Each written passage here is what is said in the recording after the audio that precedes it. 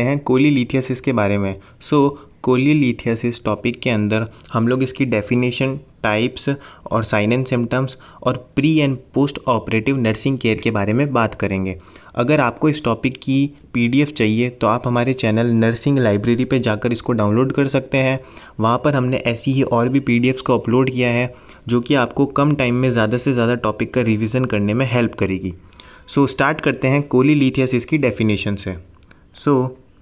Formation और presence of stone और calculi stone form in the gall bladder, common bile duct and duodenum. यानी कि gall bladder के अंदर अगर कोई भी स्टोन है उसका फॉर्मेशन हो जाता है तो उसको हम बोलते हैं cholelithiasis. Now types of gall stone जो हम यहाँ पे होगा वो किन किन टाइप्स का हो सकता है। कोलेस्ट्रॉल गोल स्टोन भी देखने को मिल सकता है, पिगमेंट गोल स्टोन भी देखने को मिल सकता है।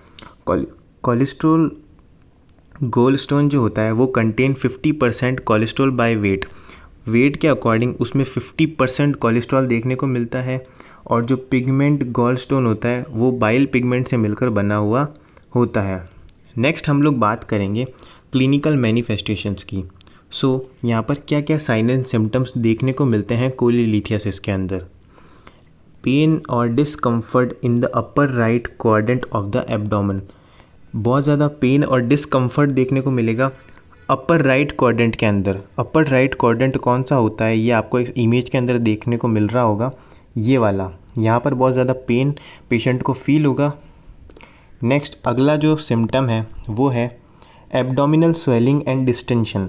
एब्डोमिनल स्वेलिंग देखने को मिलेगी एंड डिस्टेंशन देखने को मिलेगा। डिस्टेंशन मतलब क्या होता है, बिकमिंग लार्ज यानी कि एब्डोमिनल कैविटी है वो बहुत ज़्यादा बड़ी देखने को मिलेगी। और bloating condition where belly feels full and tight due to gas. जहाँ पर बेली जो होगी, जो स्टमक वाला पार्ट होगा, जो बेली वाला पार्ट होगा एब्डोमिनल कैविटी का, वो बहुत ज़्यादा स्वेल्ड देखने को मिलेगा, इन्फ्लेम्ड देखने को मिलेगा और वहाँ पे बहुत ज़्यादा टाइटनेस महसूस होगी। नेक्स्ट जो हमारे पास सिम्टम्स है वो है एब्डोमिनल टेंडरनेस। एब्डोमिनल टेंडरनेस क्या होता है, पेन और discomfort when an affected area get touch. यानी कि जो अफेक्टेड एरिया है उसको हम जब भी टच करेंगे तो वहाँ पर पेन फील होगा, उसको हम बोलेंगे एब्डोमिनल टेंडरनेस। नेक्स्ट जो हमारे पास सिम्टम है वो है क्ले कलर्ड स्टूल देखने को मिलेगा, लो ग्रेड फीवर देखने को मिलेगा, लॉस ऑफ एपिटाइट देखने को मिलेगा, नौशिया विद और विदाउट वॉमिटिंग भी आपको देखने को मिलेगा, sweating and yellowish of skin. ये सारे साइन एंड सिम्टम्स होते हैं कोलीलिथियासिस के। अब हम लोग बात करेंगे कॉम्प्लिकेशंस की। कोलीलिथियासिस को अगर ढंग से ट्रीट ना किया जाए तो इसके क्या क्या कॉम्प्लिकेशंस हो सकते हैं आगे चलकर। कोलेंजाइटिस हो सकता है, यानी कि जो बाइल डक्ट है उसका इन्फ्लामेशन हो जाता है, उसको हम लोग बोलते हैं कोलेंजाइटिस। नेक्रोसिस देखने को मिल सकता है, एम्पाइमा देखने को मिल सकता है, यानी कि पस का फॉर्मेशन भी देखने को मिल सकता है आपको कोलीलिथियासिस के अंदर। और परफोरेशन ऑफ गॉल ब्लेडर के अंदर परफोरेशन भी देखने को मिल सकता है। गोल स्टोन इलियस भी आपको देखने को मिल सकता है जिसके अंदर इंटेस्टाइनल ऑब्स्ट्रक्शन हो जाता है। एडिनोकार्सिनोमा ऑफ गॉल ब्लेडर यानी कि गॉल ब्लेडर का होने वाला कैंसर भी आपको यहाँ पे देखने को मिल सकता है एज ए कॉम्प्लिकेशन। अब हम आगे बात करेंगे प्री ऑपरेटिव नर्सिंग केयर के बारे में। यहाँ पे ऑपरेशन से पहले नर्स के क्या क्या रोल रहते हैं, नर्स की क्या क्या रेस्पॉन्सिबिलिटीज़ रहती है, उसको हम लोग प्री ऑपरेटिव नर्सिंग केयर के अंदर कवर करेंगे। फर्स्ट हम लोग पढ़ेंगे prepare the patient for general abdominal surgery. General abdominal surgery के लिए पेशेंट को प्रिपेयर करना है नर्स को। Because gall bladder surgery is performed under general anaesthesia. ये जो सर्जरी है वो जनरल एनेस्थीसिया के अंडर परफॉर्म्ड की जाएगी। That stomach must be completely empty. इसलिए जो स्टमक है वो पूरी तरीके से खाली होना चाहिए। This precaution is taken to avoid vomiting during and after surgery.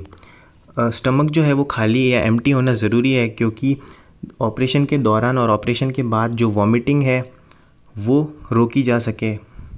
अब जनरल एनेस्थीसिया क्या होता है वो भी हम यहाँ पे देख लेते हैं। Medicine that are use to send you into sleep so you unaware of surgery.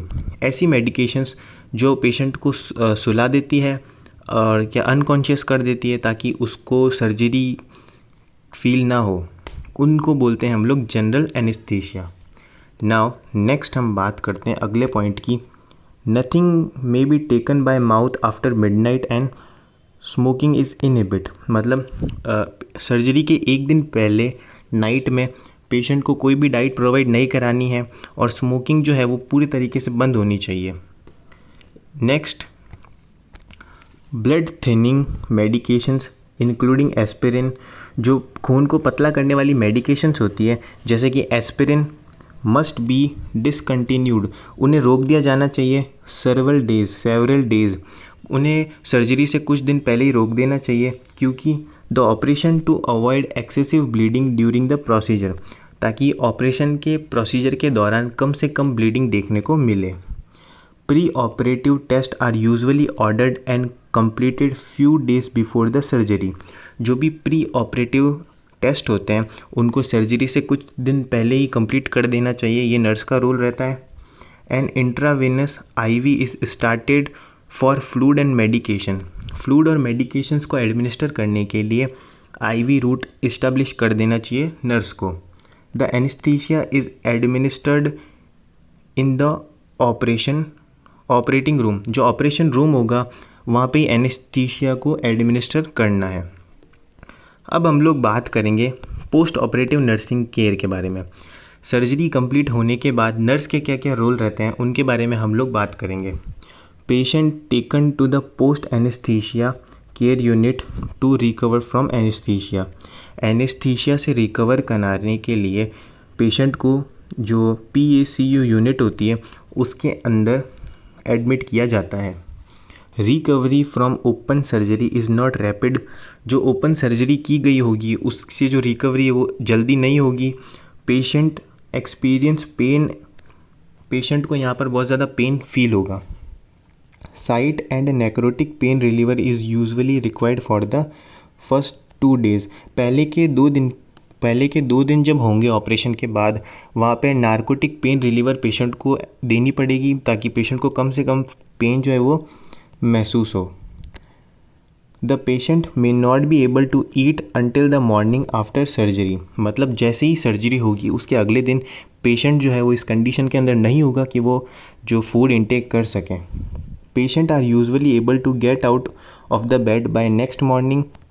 It is important to get up and walk as soon as possible to help blood circulation return. जितना जल्दी हो सके patient के अंदर कुछ mild exercise patient को perform करवानी चाहिए ताकि जो ब्लड सर्कुलेशन है बॉडी का वो प्रॉपरली हो पाए।